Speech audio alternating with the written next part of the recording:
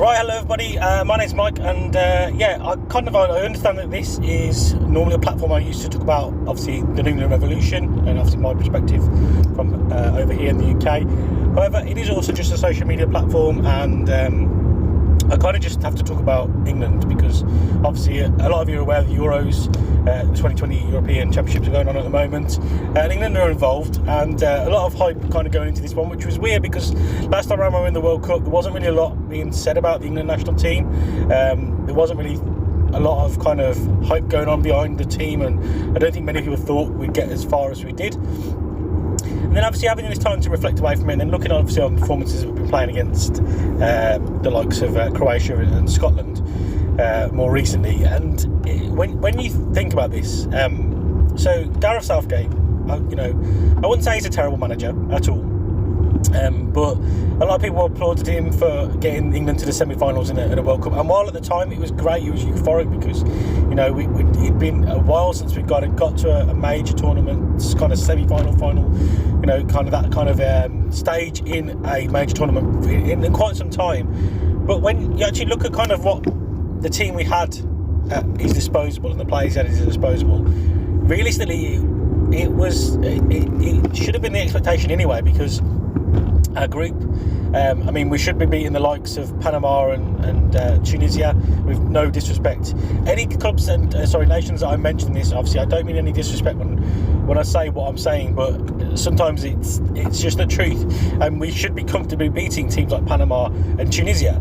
That is without saying. Very comfortably, 4 or 5 goals with very little trouble going back. And to be fair, we kind of got that job done. Wasn't the most convincing time. Went to Belgium, which there's no harm and no, nothing to be embarrassed about losing to the Belgian side that we lost against. We put in actually a decent performance against Belgium, and it wasn't the best, but it was a decent performance. I think the lads give it a good go. But at the end of the day, Belgium are a very good side as well. So there's no harm at all in losing to a side like Belgium. And then I'm just trying to wrap my brains in. And I think we played against was it Colombia next? And again, a team like Colombia, when you go, the way I look at a team is player by player, and obviously you look at kind of the values of the player and kind of what they're getting paid and everything as well. You go for man on that pitch. But obviously what you got to do is got to look at that 11 that's against the other team's 11 and go, in that individual battle, who's going to win? And every time it should realistically be an England player. Obviously, there's the likes of James Rodriguez and Mina and Falcao in the Colombian team, and they managed to play really well. They stuck to their game plan really well, and they managed to grind out a draw. And luckily, we somehow managed to win it on the lottery pick that was a penalty shootout. I do need to apologise, guys, for any kind of. I'm literally recording this as I'm driving to work, so there's going to be some weird sounds as I've got my headphone plugged in and whatever, but I just need to get this off my chest. And then go to Sweden, and actually, again, Sweden is a team we should comfortably be beating, and to be fair, we kind of got that job done. We then come up against Croatia. Now, Croatia have got some world-class players in their squad, but so have we, and I feel, again, player for player, pound for pound, our squad on that day should have been able to beat Croatia. We didn't, and to be fair, again, I wouldn't say it was an awful performance, but we should have been expecting more. But again, that's by the by. It's gone past now. We now fast forward through a pandemic, which we're still going through, and obviously we hit the Euro 2020 Championships, which obviously been delayed to this year.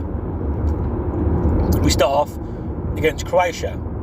Now, what I don't understand is I've been listening to a lot of stuff on the radio and a lot of people's opinions, and I'm hearing a lot of ex-pros and pundits evaluation of that England game, and I'm not 100% sure what they were watching, because yes, maybe for the first 20-25 minutes at a push, we were okay. We were half decent. We were stringing the ball together nicely, looking a little bit dangerous, and putting a decent footballing performance. But then for the rest of the match, it was such a boring game. It was beyond ridiculous. Literally nothing happened. Both teams looked too scared and frightened to do anything. England looked petrified to concede a goal, so we just didn't want to launch bodies forward. We just was not playing any kind of natural football at all. It was, if I'm being honest, it was slightly embarrassing. But we got the win. We got the 3 points. So at the end of the day, I don't know, I'm sure all England fans would have took 3 points against Croatia. Happily took that. So got the job done. It wasn't pretty, but we got it done. So going to Scotland, we thought, okay, we've got to build on that now. The team night comes out, and I was like, oh, okay, fair enough. You know, it's quite hard sometimes to change a winning formula. Didn't like the fact that Raheem Sterling was in it, but I get that. It's slightly hard sometimes to, you know, the player that's won you the game, scored you that winning goal, it's hard to drop them. But at the same time, that is literally Gareth Southgate's job. To make the tough calls, to make the decisions, to be man enough and to stand by his conviction. If Raheem Sterling doesn't score that goal for me, he isn't in the next 11. Because what else did he do during that 90 minutes for in an England shirt? So taking that goal away from it, which, you know, at the end of the day, it was also a scuffed shot, but, you know, he got into a good position, good run, managed to get the finish done. It was, you know, 3 points on the board. Thank you very much, Raheem. However, the performance all round wasn't up to the standard we needed to be at. He should have been, in my opinion, dropped for that game.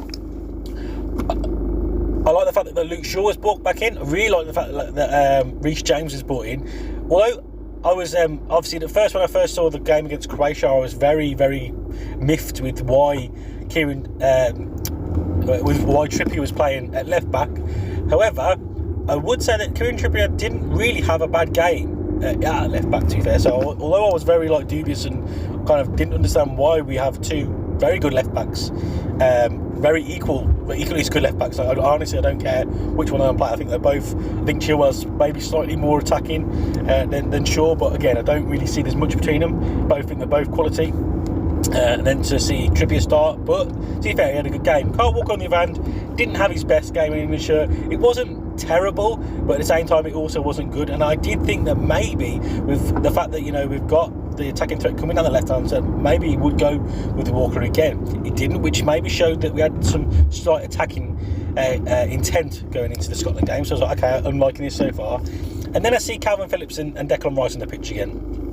And I started thinking to myself, I don't really like that, because realistically it should just be, you know, and I'm a Leeds United fan at the end of the day, but it should just be Rice holding, and no real space for Calvin Phillips in this 11 really in this game. Although he, you know, again, he was man of the match in the last game. It's a bit disheartening to take a player out who won man of the match, and did have a really pretty much, again, wasn't an outstanding performance, but on the day, you know, him and Foden against Croatia were the only two kind of players that really did anything of massive note, in my personal opinion. And so I suppose it's quite hard to drop him at that point. But then I thought to myself, okay, to be fair, Calvin Phillips let off the leash a little bit in that game against Croatia, so maybe we're going to do that again, where he's not maybe just sitting back, so it's not almost like we're having two pivot defensive midfield players. Maybe it's that, you know, Rice is the defensive midfielder, and then Calvin's kind of almost got like a little bit of a free roll in the centre of that bar. So I was thinking, okay, that's not the worst thing. Seeing Sterling there, I was like, okay, he has another balls to kind of, you know, pull through with possibly what everyone else was thinking. Foden needed to start for me. Mount played pretty well in the Croatia game, so I wasn't really concerned about that. And Kane, you know, again, I know he's the captain and everything, but I suppose he didn't have a terrible game, but he didn't really also offer anything going forward. And I was like, overall, okay, the 11 doesn't look too bad. 90 minutes flies by, and guys, again, I do not mean any disrespect whenever I'm talking about Scotland, because to be fair to Scotland in this game, I have to give them a round of applause, because they had a game plan and they stood to that game plan. And if anything, I don't understand how England fans can literally say that England deserved to win that match, because if anything, a draw maybe was fair, but it probably edged a little bit slightly more towards Scotland should have won that, because if you look at the chances created and the ones that probably were the biggest kind of goal scoring opportunities, they all fell to Scotland in my opinion. Yes, fair enough, we had a little John Stones early on attempt, but other than that, I mean, definitely Pickford was the more busy of the two goalkeepers. And again, this is no disrespect to Scotland at all, because obviously they've come a long way, they've got to the finals, it's great. I support the home nations, which I know a lot of people do, but it's just the way I am. But England, you need to do better. How can you say, and how can you think that your fans are going to be singing It's Coming Home and believing that you know, this is it, this is finally the one, when we can't beat Scotland? How can we possibly think we're going to come up to the likes of Italy, France, Germany, Spain, Portugal, Netherlands, Belgium. How are we going to get any results and think we're possibly going to stand there in a few weeks' time and lift that cup above our heads? Like, I just don't understand where we're going. What are we doing? And this is when you think it can't just be the players, because the players on the pitch, but obviously they've got to hold some responsibility. But for me, a lot of it lies with Gareth. And to be fair, he did come out after the match and say, you know, it's on me, don't boo the players. If you're going to boo anyone, boo me. Which I did like, the fact he's coming on, he's trying to hold himself accountable, which is great. The players have got to take some accountability as well, because for me, I don't understand how you can be wearing and representing your nation, and why is no player grabbing the game by the scruff of the neck and driving it forward? I don't understand this mentality that we have, that it is a lot of people's opinions of us are true. We have this elitist mentality that we created football, so we're therefore the best at it. We're trying to score these overly ambitious goals, knocking it around and just trying to score these 70 odd passes and then slotting it into the back of the net. No one gives a shit. Nobody, honestly, nobody cares. Yes, it is nice to see it. It's nice to watch attractive football. It is nice to score them kind of goals every now and again. We don't need it every game. We don't need it every goal. We need to win. We need 3 points. The main objective of the game is to get the ball and put it in the back of the net. How can we do that if we're not shooting? Why is nobody shooting? Why is no one grabbing the game and why is no one having a shot? Why are we too scared? We are absolutely petrified of losing the ball and conceding a goal. If you want to be top team, we can't be playing with that mentality in the back of our head constantly. The players are absolutely petrified of losing the ball. I like it at times when we recycle and rework the ball back out. We're very patient in some of our build-up, but sometimes in that game, somebody needs to go direct. Honestly, I do not think any England fan would have any qualms if we beat every team 1 or 2-0 and we were kind of lumping the ball forward, using our wide players, which we just seem to have forgotten how to do. Well, I don't know why we can't now play with wingers. I know it's not fashionable anymore, but who gives a shit? Get the ball out wide, get our fast players running defences, get into the byline and get the ball into the box. And then what happens, even if we do that though, there's just one player in there because everyone else is too scared to go, because then, oh, what happens if they counter? Yeah, I get that, but we need to take risks. We can't be drawing games. I mean, what happens now? We go to Czech Republic and we draw again, and potentially we go out. If Scotland turn over Croatia and win, we could potentially be sitting in third place, and then maybe we have the luck of the draw in the third league table. And what if we haven't done enough? We're out. We're out of Euro 2020, and then we go into the World Cup on the back of being knocked out of a group which we should have easily won. It is embarrassing now. It's getting to the point where it is literally embarrassing. We need to do better. We cannot be drawing against these types of teams. Czech Republic, probably now I've seen there thinking we can do this. We can get 3 points here. We quite comfortably beat Scotland, and Scotland managed to hold England off. Like, they're going to go into this game with more kind of belief than the England team.